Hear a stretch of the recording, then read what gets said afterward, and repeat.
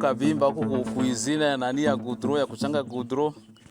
Tunakutana na wenzetu walibeba kabulimbo nusu zenye libakia, zingine balibakia bana tupa chini jua kukosa gisi ya kuzibeba, bana mwanga baba bahuni abajui Valeria Depense.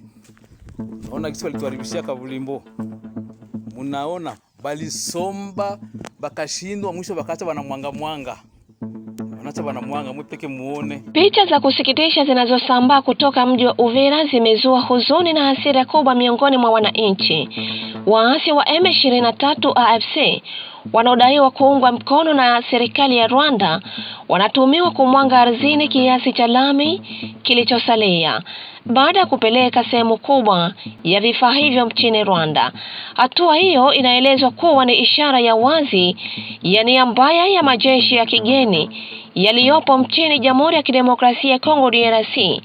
Wananchi na viongozi wa kijamii wanauliza kwa nini M23 walipoingia Goma waliweza kuanzisha mradi wa barabara ya Sake, lakini wakashindwa kuendeleza mradi wa barabara ya mji wa Uvira, ila vifaa vyote vilikuwepo.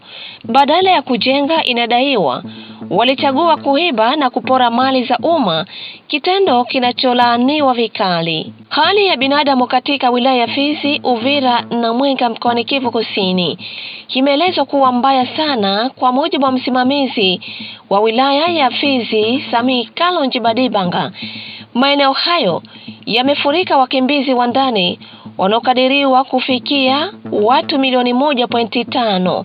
Wakimbizi hao wanaishi katika mazingira magumu sana, sawa na ndugu zao waliokimbilia Burundi na Tanzania. Akizungumza kuhusu hali hiyo, Badibanga ametoa wito wa dharura kwa serikali kuu, serikali ya mkoa na mashirika ya misaada ya kibinadamu kuchukua hatua za haraka. Ameeleza kuwa wanawake wajawazito wanajifungua katika shule na makanisa. Watoto wengi wameacha masomo, huku wazee, wanawake na watoto wakifariki kutokana na magonjwa kama kipindupindu, surua, kwa sababu ya uhaba wa dawa na vifaa tiba.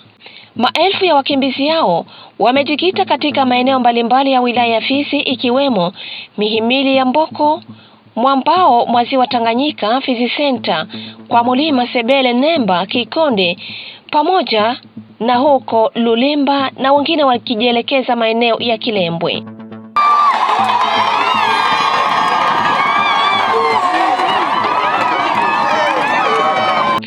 Wakati huo hali ya usalama mjini Uvira imeanza kurejea kwa kiasi fulani.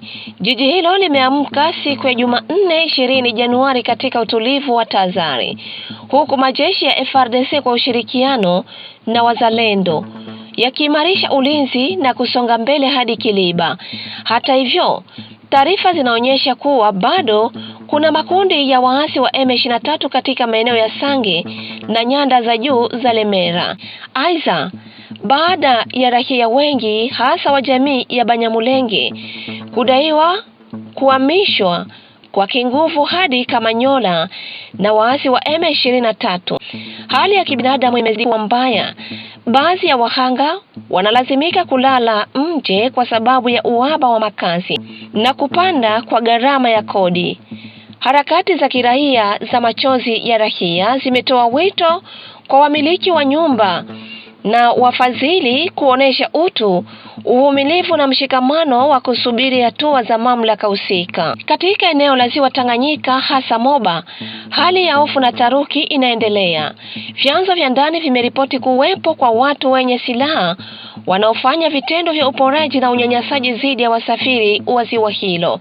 Hatua za kiusalama zimechukuliwa na wanajeshi wa majini kufuatia video na sauti zinazosambaa mitandaoni zikionyesha vitendo hivyo.